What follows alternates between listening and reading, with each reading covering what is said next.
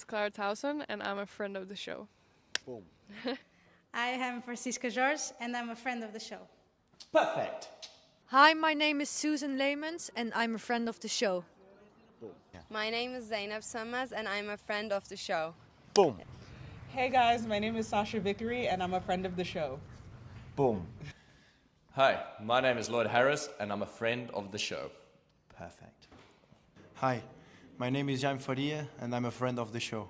Boom. Yes. Take one. Well done. Hi, my name is Jasmine Paolini, and I'm a friend of the show. Wow, Jasmine, you got it in one time. Ready? Play.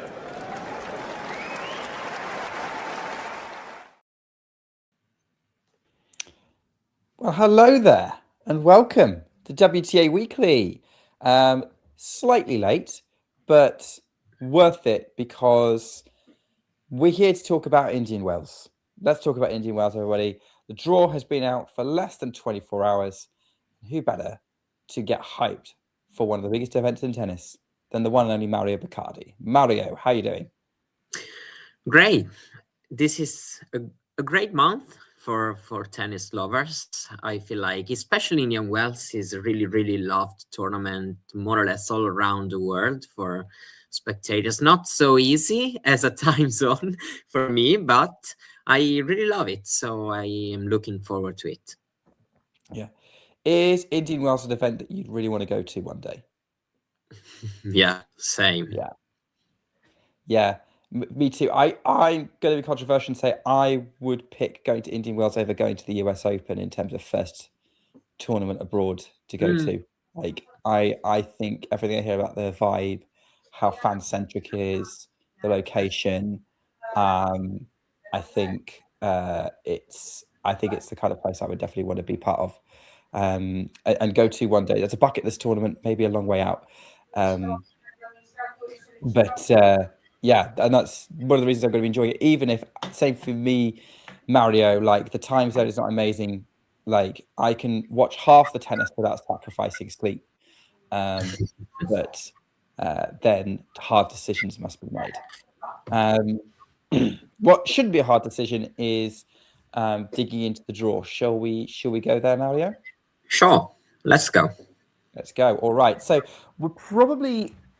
normally with these kind of things, we would break down and say what are our first round matches that kind of grab our attention. However, we have a slight problem in that we don't know all the first round matches because qualifying isn't finished yet. In fact, the last round of qualifying matches is happening as we speak. So I've had a look at what we've got so far. There's a few decent matches, few ones that are of interest, but nothing like really grabbing me. So we're probably going to do necessarily like deep previews of your first round matches. We're probably going to be defining this by sections of the draw. This is where you could disagree with me, Mario, and say if there was anything from the first round that you saw just off the top of your head that you thought was particularly interesting. You want to make sure we highlight, or if you want to kind of get to that where we get there in the draw. No, we can go. I mean, it all depends. I'm pretty sure some of these first round matches will really deliver, but yeah, I agree. We can go by sections. I'm pretty fine with that. Fantastic. So let's do this. So with let's start with the top of this, and let's go to the world number one, Aryna Sabalenka, at one of the few hard court events that she has yet to win. Not many of them left in terms of big hard court titles. Indian Wells probably the biggest, apart from Canada. I don't think she's won Canada either. And of course the Middle East. But I'd say of those, Indian Wells is definitely the one that not only has it's only the biggest one she's missed out on, but also the one she's come closest to, having been the finalist here twice. What are your thoughts on Sabalenka coming into this Indian Wells event? Fine, I would say. I mean, she started the year very well. Of course, she's the world number one, so maybe a little bit disappointed to have lost the Australian Open final. But you know, if we are looking at how she started the season. She really proved herself. Let's say she played really well. She was, we can say, dominant, and I'm pretty sure she's coming with good confidence overall, even though she lost the Australian Open final. But I mean, she also has now the experience to swallow, let's say, to be a bit disappointed to have missed a major title for not so much, but at the same time to swallow, move on. She has already done it so many times, so I'm pretty confident she will do well, in my opinion. Yeah, I'm confident about that as well. I think she's definitely going to be one of the favourites for this title. Certainly, probably joint favourite with one other player, which we'll get to. I'm looking at her draw also, and I'm feeling pretty good about her chances. Like, she's got a qualifier or Alicia Parks in her first round. Then it would be Jacqueline Christian, Janice Chen, or Maya Joint in her next. I would say I don't see any expected tests. I'm not saying there's no one there who could catch fire and couldn't catch fire and beat her, but I don't see that as a very likely scenario. I think we would be looking at a potential last 16 clash with Iva Jovic or Naomi Osaka as being potentially one of the clashes of the tournament. And that's where the real threat comes. But in my mind, whilst those two players have the talent and the ability and the promise, especially in Jovic's case, given like how much she probably would have learned from that encounter with Sabalenka in the Australian Open, I'm seeing that as they could catch fire, but there's reasons from form this year so far that suggests that Sabalenka would still be the heavy favourite in that match and would quite likely make the quarterfinals. Do we? Where are you at with this potential with this section for Sabalenka, Mario? Yeah, I completely agree. I mean, until round 4, I mean, a couple matches where Sabalenka will be, of course, the heavy favorite. I think she will be very much the favorite as well in the round 4, whoever she faces. Of course, the caliber of these names becomes bigger, and there's a chance that especially, of course, Jovic and Osaka can trouble her for sure.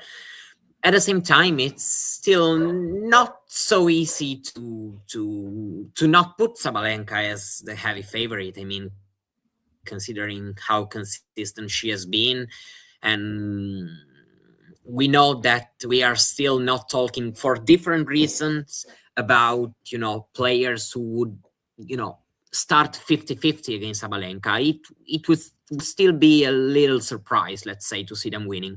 But for sure, there's a bigger chance in this round 4 match to, deliver something bigger in terms of expectations, and maybe also fight than the previous matches, of course. Yeah, and I think that's the case. I think Jovic is having a great season so far. I just think that maybe she has to take that next big step in her career, and beating Sabalenka here would be that step. But at the moment, would probably not be favoured right now, but could very well be favoured in the future and pull off something. I think, again, like she showed great determination in that Australian Open match. And then Osaka, if this was the US Open, I would be a lot more hyped, because if you think of US Open last year, and Osaka seemed to be waking up and showing something of the Grand Slam winning self from a few years ago. Whereas this Osaka, we're not guaranteed that right now. She's got to get through Jovic, who would be dangerous. Eva Lise could be dangerous as well, depending on how frustrating she finds playing Eva. So with Osaka, she's kind of in that very unpredictable zone of we don't know what we're going to get. But an Osaka on her game would very much challenge Aryna Sabalenka. So I'm looking at this and going, it's too different. The reason why we're favouring Sabalenka is the other two have reasons why it's hard to predict them. So I'm with you there. Yeah, I mean, with Osaka, the issue can be that she for sure can challenge Sabalenka, I don't know the downs in her ups and downs, what can happen in those moments. And, Sabalenka should be able, if we are talking about the Osaka we are looking at right now, should be able, to exploit these moments to make difference. I don't know. That's my biggest fear when it comes to a Sabalenka Osaka match. Yeah, exactly. What's Osaka going to be like at the big moments? Was looking good in the big moments at points the last few years, but they are in the minority of cases. But we'll see, because they do exist and they've been quite spectacular when they happen. So that's the first section. That's the first eighth. As we're moving on, we've got Kirit highlighting that Eva Lees and Katie McNally is a good round one for him. I mean, I agree that has a lot of potential to be a lot of fun, and certainly if I was there at Indian Wells, I'd be tempted by watching that. I'd be also very interested in how Sloane Stephens and Camila Osorio go, and even Jacqueline Christian and Janice Chen. Actually, that has a lot of potential as a first round match. Especially since Janice Chen seems to be doing very well at beating the players that she should be beating, or players around her, her peers. This section is this section is where things are getting very, very interesting here. And we're already into a really juicy one here, Mario, because we've got Victoria Mboko, who made the final in Doha. And the reason I'm pointing that out is if we look at the pattern over the last 3 years or so, making the final of the Australian Open or winning one of the 1000s as a warm-up is usually seen as a good opportunity for someone to go on and win the title. And I would include whoever makes the final in Doha and Dubai as contenders as well, especially with someone of Mboko's talent. We've got as well Amanda Anisimova, who is, probably one of the most talented players, if not the most talented of the chasing pack behind the top four, and has a lot expected of her. And also has to go, in my mind, as one of the 10 favourites for the title. So if you were to do a power ranking, she would be in that top 10. We've got these two players in here in the mix with some other players who are, have a good reputation. Ada Kalinskaya's got a few good wins under her belt recently. And you've got Emma Raducanu, who is always a talking point in every draw that she's in. And then you've got the likes of Zeynep Sumnes, who's been getting some good wins. McCartney Kessler, who gets good wins on the board as well. And they're playing each other, which is going to be another good round one. But yeah, what is your reaction to this section, Mario? Yeah, I mean, I don't know. If we are looking at the unseeded players, I would probably think, in the first section we have mentioned, there probably are even more dangerous players among the unseeded ones.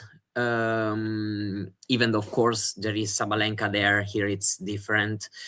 I don't know. It's tough. I think it will depend a lot on how Kalinskaya and Raducanu will start this tournament, because I see them as two players who can, especially Kalinskaya, I would say right now, if she builds on some confidence, maybe get a good win in the first match, and then she can start being a little bit of a threat to maybe cause a little upset. Raducanu, I don't know, there's a bit of a, question mark, but we know that she's able to play great tennis, of course. So, of course, knowing who is, to be placed there as a qualifier complicates things a little bit, but, for sure, I see this as a section where we have two of the biggest favorite for the title. Somebody who I can see even, I don't know, maybe troubling, for example, the likes of Sabalenka going forward. We'll see. At the same time, I want to look at these other seeded players, if they're able to build some confidence. Because if they do it, then it can become really different. I don't know, Kalinskaya is somebody who can play the best 30 minutes ever and give you 6-2, even if you're the one number one. So, I'm pretty sure Boko has to look at her back. And Anisimova, same thing. I don't know. Right now, I consider Kalinskaya the most dangerous player right now, behind these two in this section. But Kalinskaya is also another player who you never know, let's say. I would agree with that assessment. Kalinskaya, to me, most dangerous player, most likely to outside of Mboko and Anisimova come through, like that. She's that third player in the mix. As you say, she's been catching fire a fair bit recently, and been doing some good stuff. I think she does have a tough first round against either Sonmez or Kessler. It's going to depend on how well she hits the ground running. Raducanu has a slightly better opener for her against Seidel or whoever qualifies. And then, that we come down to, like, how much do you think she could trouble Anisimova? My answer is, if she can trouble Sabalenka, she can definitely trouble Anisimova, given what happened a couple of times last year, particularly in Cincinnati. Yes. So there's hope there for the Brits. I guess I'm looking at this going, this is where it could be interesting seeing who Sabalenka's quarterfinal opponent could be.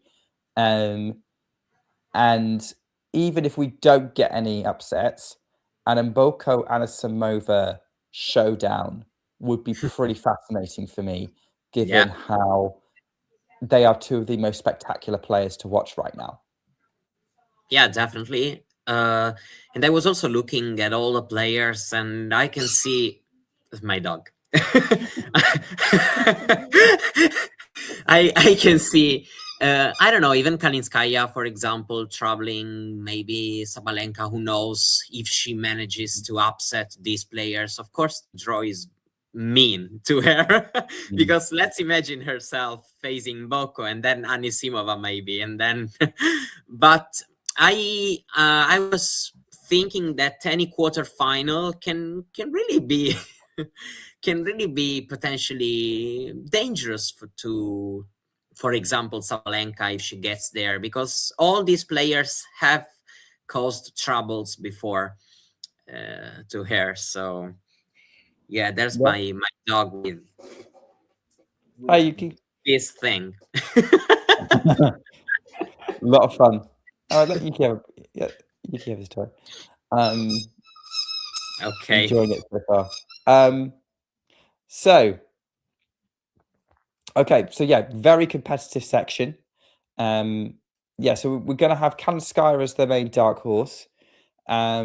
If I was to kind of really push you, Mario, who do you see as the one most likely to come out of this to face Sabalenka in the quarters? Gut instinct. That's a very, very, very tough question. I'm going to have to answer it as well. So, probably. Yeah, but I'm underestimating Mboko probably, because I wanted to say probably a little slower can help Anisimova a little bit. She can be a little bit less error prone, maybe in a matchup against Boko. But I'm underestimating Boko saying this probably. Even because slowish conditions, she can do really well as well. I think she does well everywhere. That's the thing. They all do well everywhere. Like, they're very well. Yeah, actually, it doesn't really make any difference. And whoever wins would give Sabalenka a hell of a match. Yeah, I'm pretty sure. I'm saying Boko. I don't know. She's really on fire. I'm saying Boko. She really seems like the most reliable right now, even without watching the first matches. Then Anisimova can become, maybe the favorite if she is in great form in the match. But I don't know. Right now, probably Mboko is my answer. Yeah, I'm going to go on Mboko as well. I think she's been one of the players of the year so far. I think she's put in some fantastic performances. She's proving herself very, very hard to beat. I don't think Anisimova has been proving herself very hard to beat so far this year. Was in this last half of 2025, but so far in 2026, as much, although I think that match definitely going 3 if we get it. Or I mean, Mboko Kalinskaya is probably going 3 as well if we get that in the 3rd round. But yeah, I think Mboko is the one I feel a bit more comfortable on. I think she's the one we, in general, like, any surface, any speed, she can do, and is playing so well right now. And I think she might be able to get at least a set off Sabalanka were they to play in there. And being the Doha finalist, I think that's kind of a confirmation of the kind of form she's in. So yeah, I'm more confident slightly in this pick, but I will also go Mboko to come out of the section. I'm really liking what I'm seeing from the Canadians so far this year. And I think it's interesting you talked yourself into it during this. Yeah, she's really easily top 5 material right now. So easily. But yeah, lots of good players who could come out of the section for sure. But we're gonna predict. We're gonna say like Mboko is the favorite, but there's some really good tennis to be played in this 8th. So let's see what the next section has to offer. Whilst we do that, here we go. This is a section I think a lot of our viewers are already very interested in for multiple reasons. Some big names here, and you've got the. I have to say this now. My first initial reaction on seeing this was this is a horrible draw for Alex Ayala. It is a horrible draw for Alex Ayala, which is unfortunate given it's the first time she's seeded at a 1000 event, at a big event. Like she's probably going to be seeded at Miami as well, depending how things go. And fully earned from the 12 months that she's had, 11 months that she's had since that Miami run last year. But I look at this going, Daniel Yastremska or Zhang Shui are actually really tough because Yastremska can catch fire. Zhang Shui is actually building some good form right now. She gets through that. She's against Coco Gauff, who seems to be the worst kind of opponent that she could face right now. Someone who can just diffuse everything that's good about Ayala at the moment. So my initial reaction here, Mario, is Alex Ayala, great that she's seeded, not great that she gets this draw for the first time she's seeded at such an event. Yeah, especially because it's not easy as well to play a tough match when you haven't played before and your opponent has already won a match. It's not easy, considering how dangerous the match will be. So it's tough. I mean, probably I would say Yastremska would be a bit better because I can see how Ayala, of course, Ayala can win against both, can lose against both, in my opinion. But I don't know, probably Yastremska would be a little bit better in terms of the way she can trouble her. She can make Yastremska hit in some uncomfortable positions. So I don't know, probably I would say Yastremska would be a little bit better for her. But Zhang Shui, I don't know, she's really playing great tennis. And she's a player I respect a lot. When she's in form, in my opinion, she's really, really, really a great player. And she has shown this, multiple times. I don't know, it's really tough section to predict because of many different reasons. Gauff, I mean, she's for sure the favorite in this section, but at the same time, I can see her having some troubles.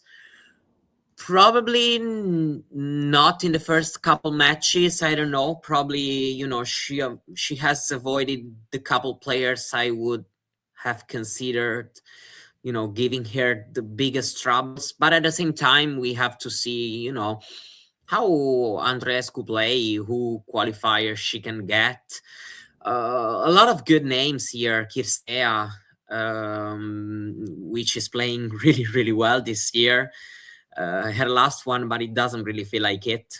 And then, of course, Noskova is a player. We know that she really can be a big trouble for everybody. Probably this is not the best possible court for her. I don't know. It's really tough. Schneider, I don't want to not mention her, to overlook her. I think Coco can survive this section, but there are many players. I think every match can have some little surprise. It's really tough to say. You know, I'm saying Gauff looking at the section, but I'm not 100% confident about it, let's say. I'm similar to you in that I would say Gauff is the favourite to come through this section, but she's going to deal with some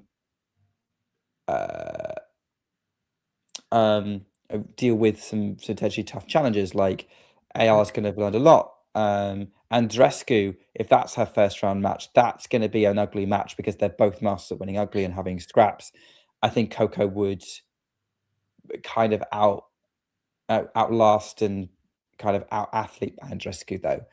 I think you've got, as you say, Schneider and Castella, you mentioned. Buzas Monero is in there. Like, she's been a threat to Gauff recently. Noskova. I always say watch Jessica Buzas Monero in a draw because you never know what she's going to do. She's got the tools to take down some strong players. But yeah, those are players that Gauff would find tricky in a fourth round against, against like anyone pretty much from that section apart from maybe Tatiana Maria. I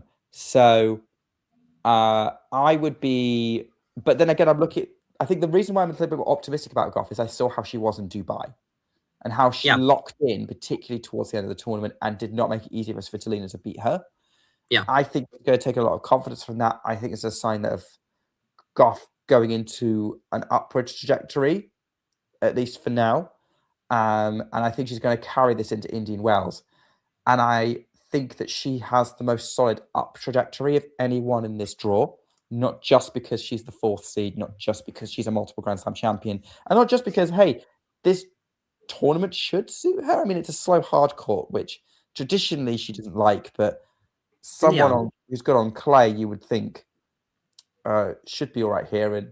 And she's been to the semi-finals before, of course. So, yeah, I agree with the producer. Gauff winning Indian Wells at least once is happening. Whether it's this year or not, I don't know. But I am more confident in saying Gauff than maybe you sound that you are. No, I mean, it's not that I'm not, but, there's always like, I just feel a little less comfortable than, I don't know, for example, Sabalanka saying it. That's what I was. I think of the three sections so far, and probably of the majority of sections we're going to cover, the one we're most comfortable with is Sabalanka. Yes. And I also think the unseeded players here, everybody is dangerous. That's also why I'm saying this. Yeah, absolutely. Good to respect the unseeded players. Good to respect the lower ranked players. As you say, Castella's one to watch. She's doing a lot of winning at the moment. And I think, when you mentioned her, I was like, yeah, I could see her coming out of this. She's definitely favourite against Maria. She could beat Schneider. She could definitely beat whoever she got in the third round, beat Noskova or. And she plays well here, usually. Yes. At least lately, she has played very well here. So yeah, this is like almost Danielle Collins-esque swan song, except this time probably will be a swan song for Sorana Castella. So yeah, I agree. I think so. We're putting. I guess we have like wild card picks to come out of each section, right? And so far, our wild card picks have been someone like an Osaka, a Kalinskaya, and I guess in this case it's Castella. So that's a fun addition that maybe is worth looking at. So all right, well, let's finish off this half of the draw. Then. Go through. I think this is. I think we've kind of covered everything we need to here, and we'll kind of look at who we've got to look forward to in the last section. An unbelievably messy section. Yeah, this is the most open section of the draw, and that's no. I think I don't like being harsh on Jasmine Paolini, but I think it's not. It wouldn't be unfair to say, Mario, that she's not had the most ideal start to the season. No, absolutely, I agree. And at the same time, I don't know, meaning that it's really tough section to predict because even Alexandrova, I would say, she hasn't started as well as, you know, she has played basically the entire last season, let's say. She still is probably the favorite to come out of the section, Alexandrova. At the same time, it's really, really tough. Thousand as well, I mean, I would say. So, but also we'll see how she looks like. Every tournament is a big, big question mark around her. She has a massive first round against Putin-Sava, though. Like, that is critical for both players, I'd say. And also incredibly physical one, I would say, which is not ideal for Badosa, maybe. I don't know. Ruse is a player I always think she can do something crazy if she's feeling, you know, like doing it. I don't know. I think, you know, between Wang and Paolini, I can see anybody reaching round 4. Because all these players, you know, as you mentioned, Paolini has started the year bad, but at the same time, there's not a player that I'm seeing here and saying, no, she's winning the match for sure. So, you know, I think all these 1, 2, 3, 4, 5, and 6 players, even though I don't know the 6th, has the chance to be in round 4. And then, I don't know, maybe 1,000 at this point. You know, I'm really big on her. I think she can really play well. So I don't know. All these players have had their little troubles. So I don't know. Big chance for one of them to, let's say, redeem their start of the year. Yeah, I mean, Wang Xinyu, I'd say out of anyone in this draw, has had the best start to the season. I think she's got definitely early on getting at some really, really good wins, and that's how she's got herself the 30th seed. So I like her chances a lot. And I'm with you. Clara Towson is someone that maybe looks a bit solid. She had a good quarterfinal run in Dubai. That was a good run for her. Managed to save quite a few points from that, still hanging to the top 20. And so for me, I'm looking at this and I'm going at the section and going, okay, well, who do I go for? And my head is actually saying Wang Xinyu. My gut is telling me Clara Towson. And I don't know. I think Clara Towson seems to be pretty solid right now, and she's the safe pick, maybe in some ways. Wang Xinyu's basically off. I know she's in form. Towson, I think, is coming into form. I'm going to go Clara Towson. Towson to come through. I usually listen to my gut more. I listen to my head more. And when I've gone with my gut, I've ended up with some spectacularly way off piece results. Sometimes on it. Sometimes on it, I think I do remember having a gut instinct about Coco Gauff winning the US Open in 2023. That's the only time I think my gut's been right in predicting Islam. But that would just seem to be the vibe that was coming from it. So yeah, so pinch of salt on that. But if Mario's gut's generally more, I'd say, accurate or at least reliable than I am. It's probably all the great Italian food that he eats. I don't know. I don't know if that's right, but I thank you. We don't tell them the truth. I live in Britain, Mario. We live everything here is substandard. It's just a rip-off of everywhere else. Yeah. If we had a wild card pick, who do we want to pick for a wild card kind of disruptor? No, I haven't got the question. Sorry.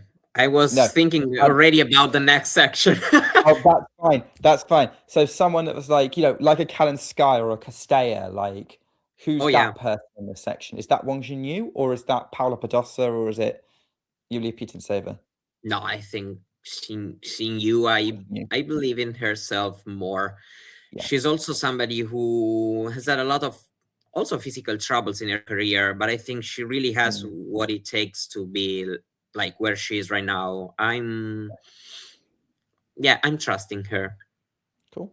All right, let's do the next section then. Yeah, I think that's what was the reason. And here we go. This is now we're getting back into some more kind of favorites, particularly Jessica Pegula, who's coming off winning in Dubai. Obviously, we saw Andreeva do the Dubai double last year with Indian Wells. Loves playing in the US. I'm really high on Jessica Pegula right now. She seems to be a winning machine. But there's a lot of potential banana skins here. And your face, Mario, that sort of expression suggests that you are not that confident about Jessica Pegula or what I'm saying right now. I'm confident about her, but sorry, Donna Vekic. I would really like to see Pegula this opening round against Valentova. I would really like it. I don't know if, Pegula will be upset, will be even troubled. I'm not sure right now. Probably Pegula right now is too solid. I don't know. But it would really be interesting because, I think we are, there is a little gem here. And I would like to see this match. And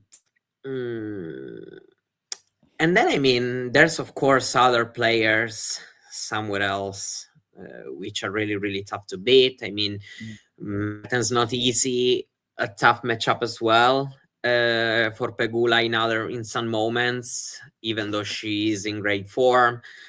Ostapenko, you never know. You never know which kind of Ostapenko you will be getting.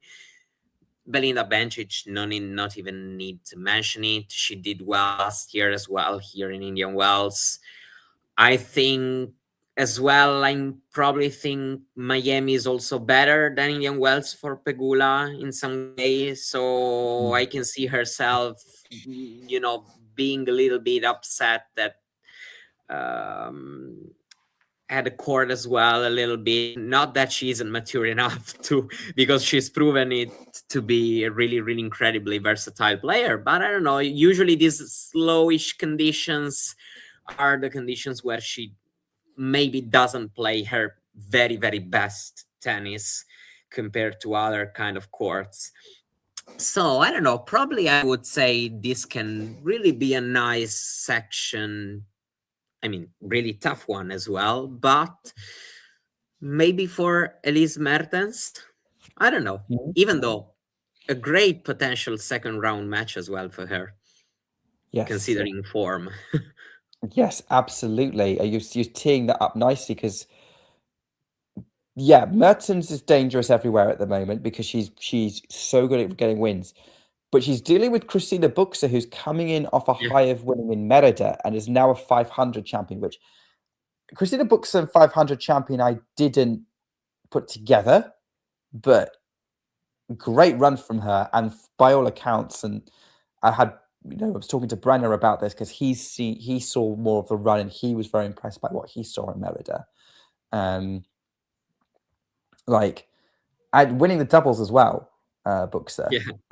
But she's coming off a great run and probably playing the best that she may well have ever played because she also beat Paolini in that tournament. I think she's going to be coming off a confidence high, and the question is whether she's going to have enough of a break and do enough to back it up, really, because that's a big run otherwise. But has a lot of momentum. Yeah, I agree. I don't know. Usually my mind works like that. When I'm in doubt a little bit, usually Mertens is a safe name. Yeah. and she has the ability to beat those players she's placed close to, in my opinion.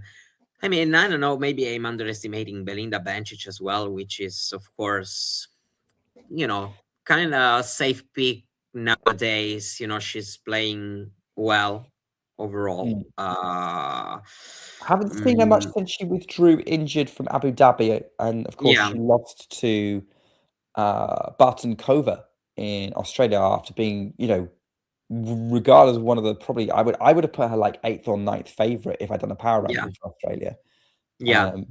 And looking potentially dangerous. And I think this is her first proper tournament back. So I think it's going to depend a lot on which Belinda Bencic we get, whether we get firing Belinda Bencic or, slightly compromised or slightly rusty Belinda Bencic. And I think that's going to make a big difference and could be a very physical opener, depending on whether she plays a qualifier or Magdalena Freck. Especially like, even if it's a qualifier, the qualifier is going to be very much in form as well. So I could see that being a challenge for Belinda early doors if she's not quite right. I completely see where you're coming from. And then you've got Ostapenko, who you just never know. You literally never know with Ostapenko. Zero idea. You genuinely cannot predict whether she's going to crash out in her first match to either Voynets or Stramkova or win the whole damn thing. So, she's the ultimate wild card in this section. I did really like also what you said about potentially having Valentova playing Pegula. Because I agree with you. I'd like to see that, mostly to see where Valentova's at in her development. Exactly. Rising through the rankings, and Pegula would be a good test for her to see what she could do against a top player. And Pegula's one of those players who won't give you an easy time, but doesn't overwhelm you in the same way as some other top players can. So I think Valentova could get her teeth into that match. So I'm with you. I'd want to see it. I'm going to say this. I think if we're going to predict, I see what you're saying about Mertens. I think she would probably. I think she has the. She's a good candidate for kind of the dark horse. Well, not the dark horse, like the kind of backup option to come through. But I'm feeling pretty confident about Pegula still. Okay, fine. No, I mean, I'm thinking that if there has to be a tournament where Pegula doesn't do that well, probably it can be Indian Wells. That's my feeling. But I also get you can say Mertens. If you want to say Mertens, you can say Mertens. Yeah, I say this. Say Mertens, quarterfinals. Yeah, I said it because I feel it. Yeah, he feels it. We're going with Mario's gut. Mario's gut says Clara Towson. Mario's gut says Elise Mertens. Yeah, I mean, I'm certainly seeing your point of her being the kind of the alternative. I was originally going to say Bencic based on how she started the year, but actually Mertens is probably the one I'm more confident making it through and navigating it if Pegula doesn't. So I would have Mertens as my backup. Yeah, my backup is obviously Pegula. If I have to say a backup to my option, I do the opposite. I disagree, and the people were hoping for us to go a bit more back and forth are relieved that we do not, in fact, share a same brain cell. So, so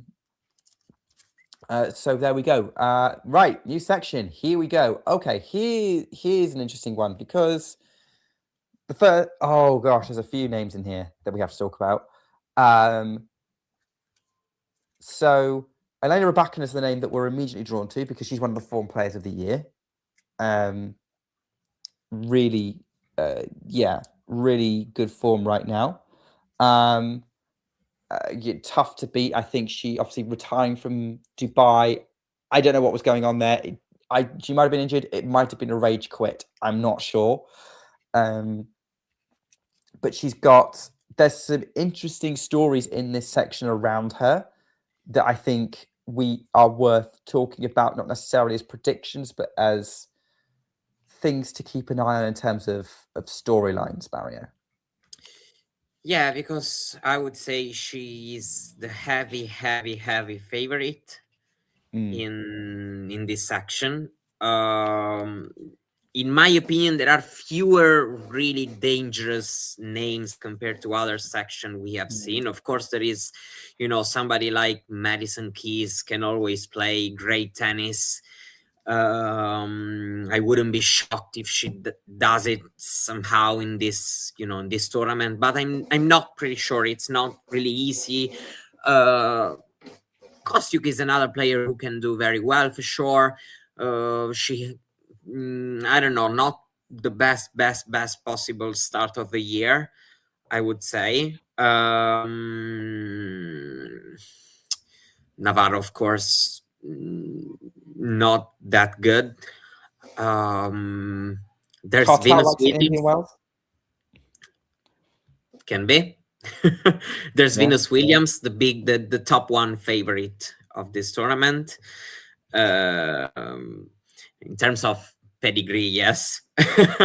But no, I mean, it's difficult to predict. This can be a storyline, of course. Venus playing is always a storyline. We'll see who she plays. I mean, the matches she plays, she hasn't been too bad. So we'll see. It's for sure a storyline. And yeah, another storyline I would say is all these players outside Rybakina who can make her way through the draw and, let's say, redeem a start of the season which hasn't been ideal. Difficult not to see Rybakina, in my opinion, going forward. Do you think, just mentioning Venus Williams again, do you think, how 50-50 is it that she wins this match? Because a qualifier should be a winnable match, but, she could have won against Tomljanovic, could have taken control, kind of took an early lead and then got overtaken. I would imagine a qualifier is going to be similar level to Tomljanovic at the moment. How 50-50 are we? How close to 50-50 are we that Venus Williams wins this match? No idea without knowing, in my opinion, who the qualifier is, because I can see, and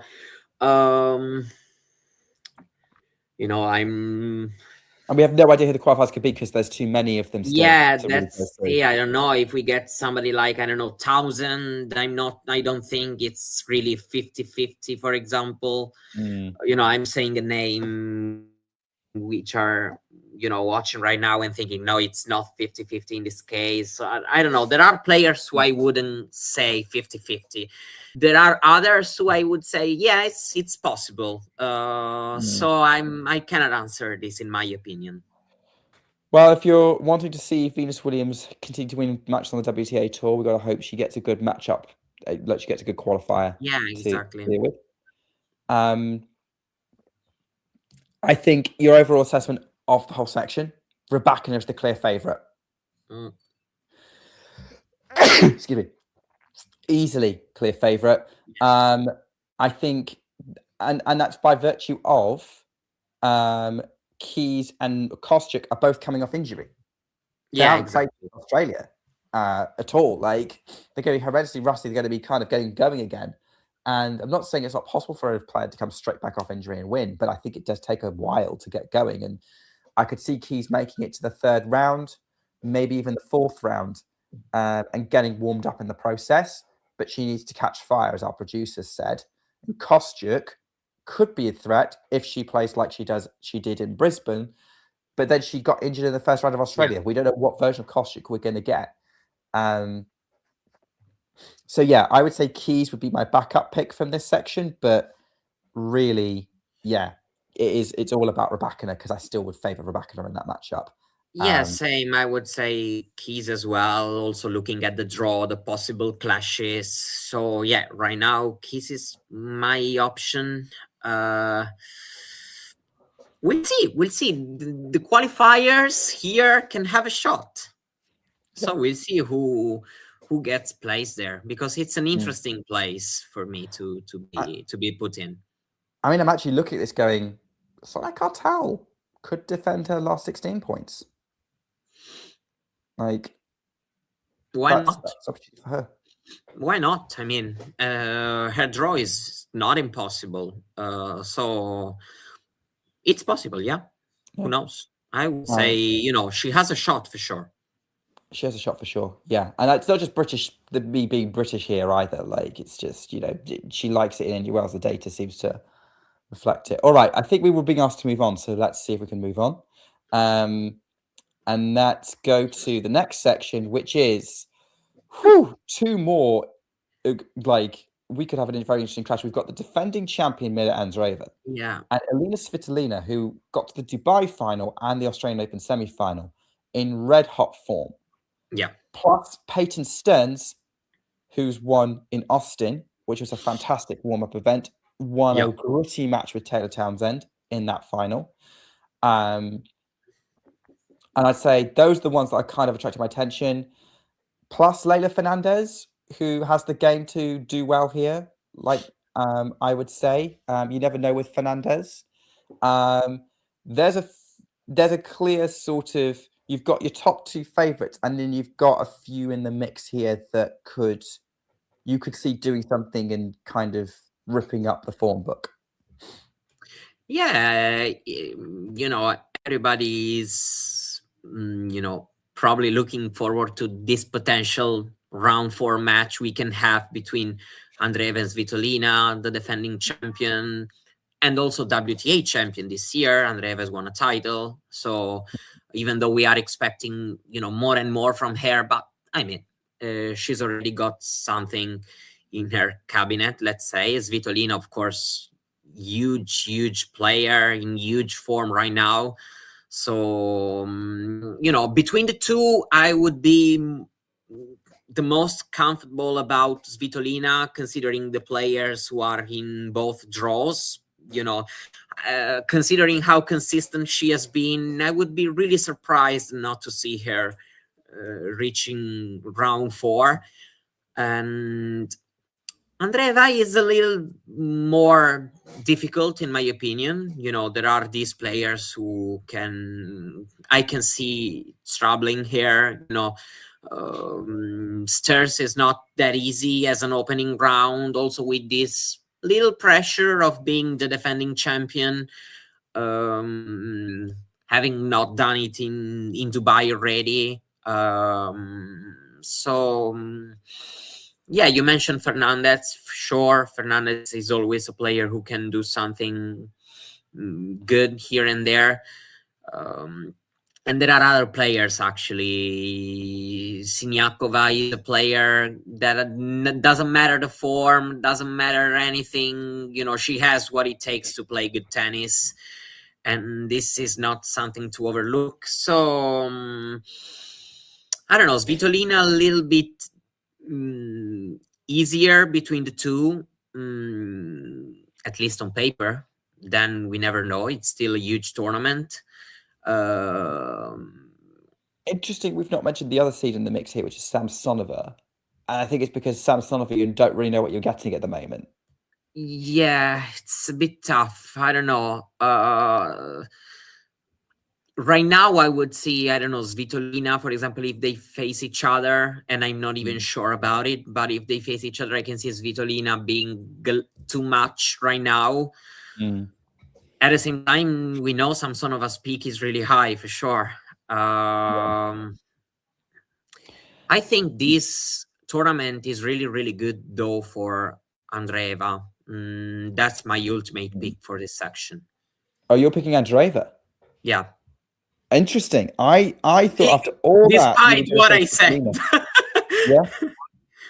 Despite what you said. Yeah, because I was going to say, because like when you mentioned Svitolina's draw, and I was like, oh yeah, no, she's got an easier round to the 4th round, potentially, than Andreeva does. Because, I mean, first of all, Solana Sierra fans are probably up in arms that you didn't give their girl a chance against Peyton Stearns in that opening round.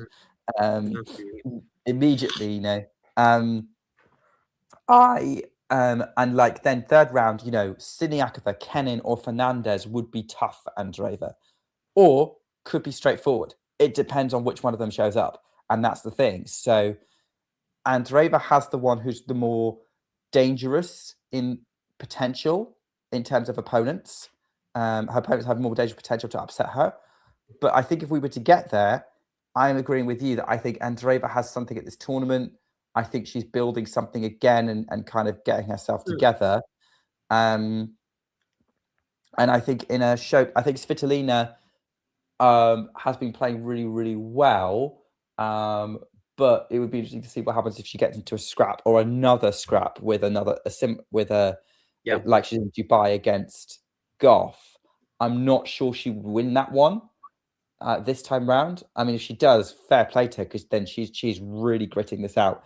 It would be such a close one. I think Svitolina is the narrow second choice, but I'm going with Andreeva, a little bit on my gut, a little bit on. I think I like her trajectory to kind of upset some of the storylines a little bit. Maybe not upset, but kind of change some perceptions about she's not having such a good start to the season, or hasn't been as much in the spotlight this season as Svitolina.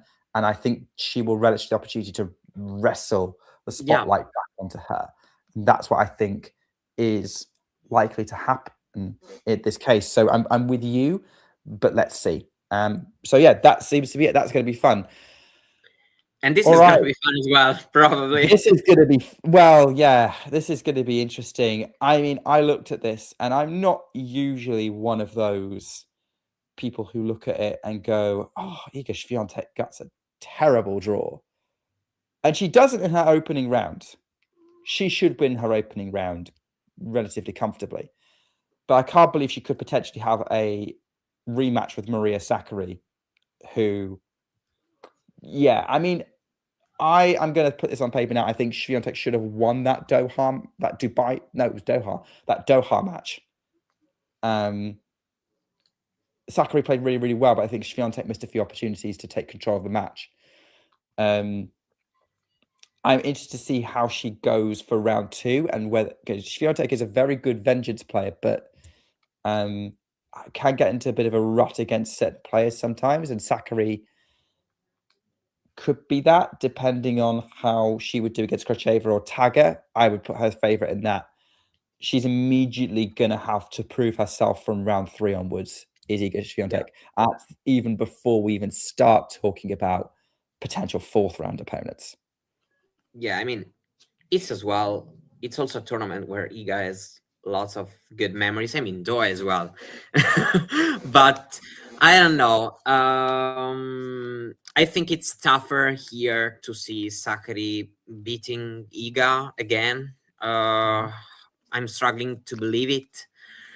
I think, it's a place, it's a tournament. The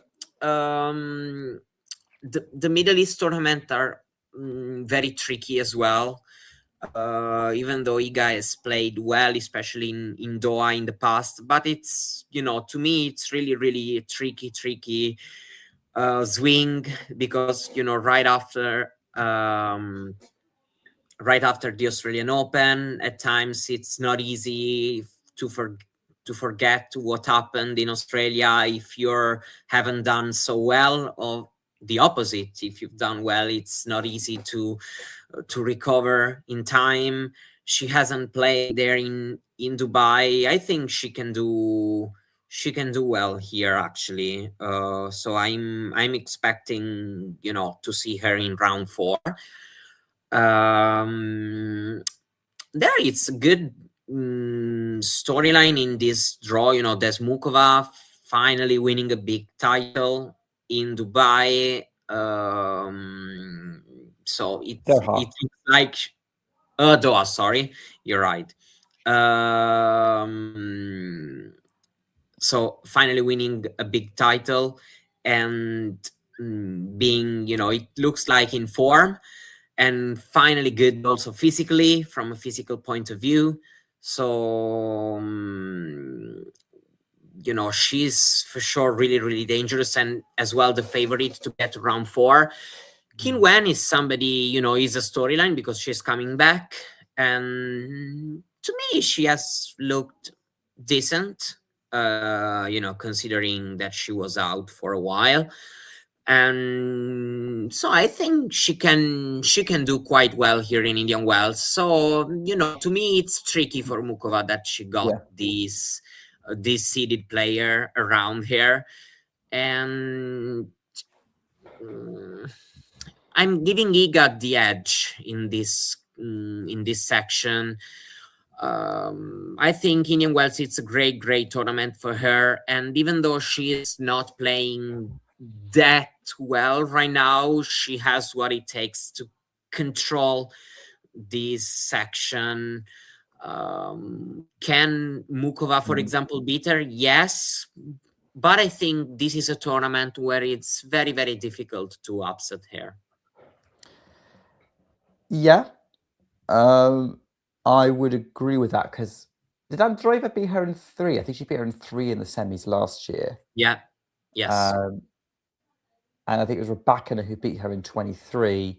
Yes. And I don't think there's any point looking at before 2022 for Iga, really. I can't remember how she did in late 2021. I think that was when she was kind of dipping off in that season at that point. Yeah, you're right. This is a tournament that Iga likes. There's just not that much confidence in her at the moment. Yeah. Or she's not this bulletproof player right now, and I think she does have a tough draw. I could see her losing to Sakkari. I could see her losing to Mukova or Jin Wen. For all the reasons you said, like Mukova's in form. She won Doha. That makes her one of the title favorites, in my opinion. Like, she would be in a top 10 power ranking for me, hands down. Yeah, definitely. So, and like, I'm interested to see how she would back up a run like this, because I think, but then Mukova's a really up and down player, and she doesn't necessarily do consecutive good runs at tournaments, other than maybe in the US kind of hardcore, the summer swing. And I really liked how Zhang Qinwen looked in Dubai. I thought she came out really, really strong and very much herself. And I was like, okay. No, it was Doha.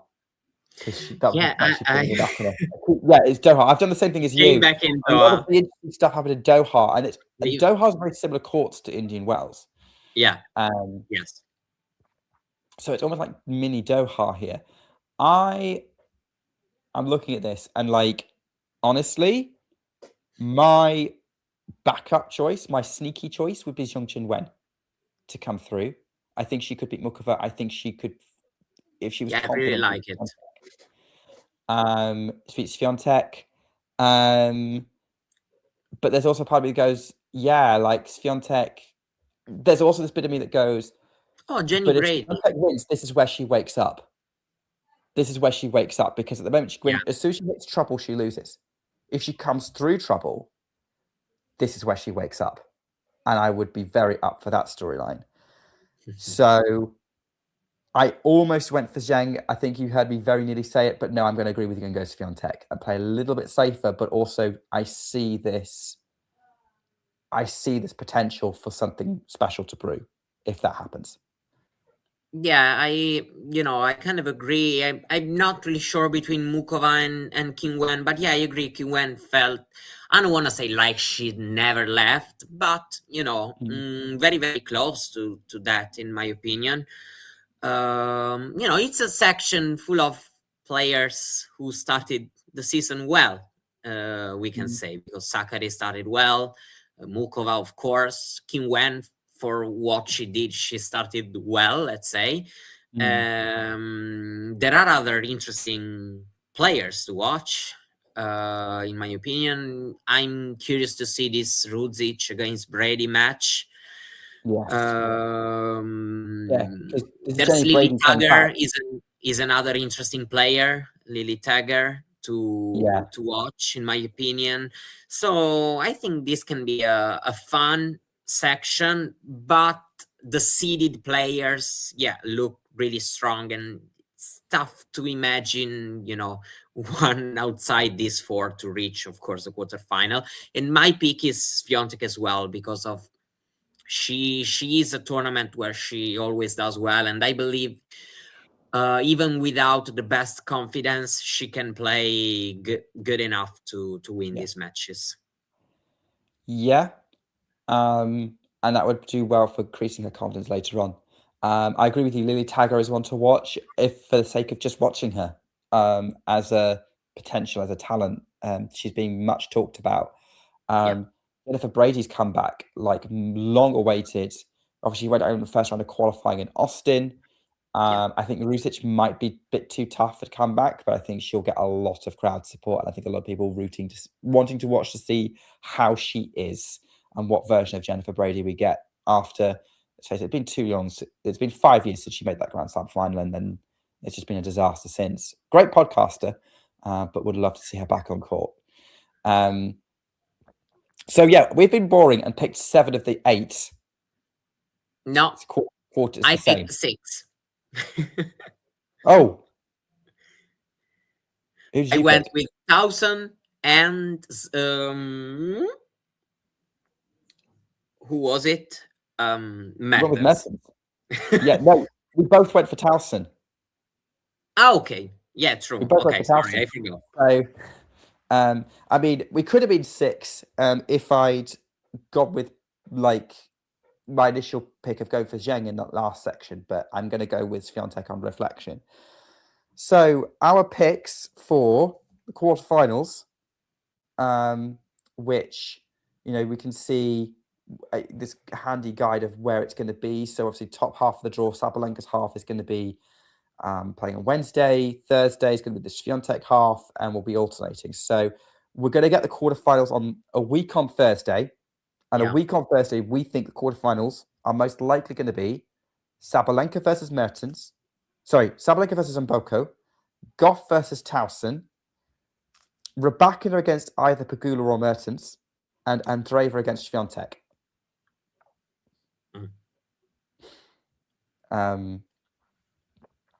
So what happens next? Yeah. So yeah, I mean, I guess this is where we really kind of are going out on a limb a little bit. So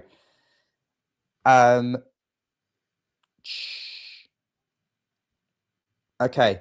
Do you want to make any predictions from that, Mario? Yeah. Go for it. My idea is that we're gonna see Mboko Rybakina rematch in the final. Yeah. Okay. No, it's impossible. Rybakina is up or down. No, it's down. It's the second half. Mboko Rybakina will be the final. So yeah, I'm probably going with Rybakina beating Świątek in the semi-final.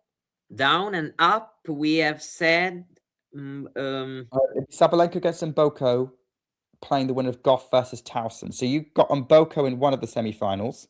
Who's she playing? And Gauff. Gauff. Okay. Yeah, I mean,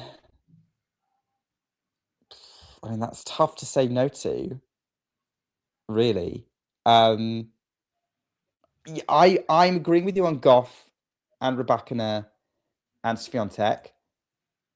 Yeah, the Sabalenka and Mboko one is the one I'm like, I literally flipping either way on that one. Well, I could see Mboko turning it around. Same, but I had to say something different.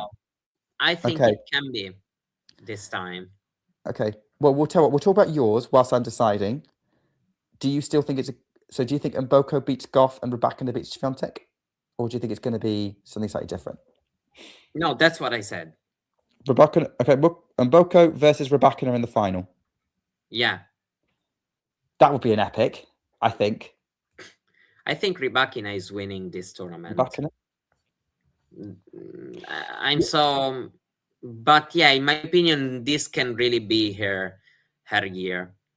And I think Indian Wells can prove it once again. Okay. So it's interesting, coming into this show, I was going to predict a Sabalenka-Rybakina final. And then a reverse of 2023 again with Sabalenka finally winning Indian Wells. Possible. Finally winning Indian Wells. Which, would be, in that scenario, be Sabalenka beating Gauff in the semis and then beating Rybakina, as I said, in the final. However, I'm going to go for a slightly different narrative here.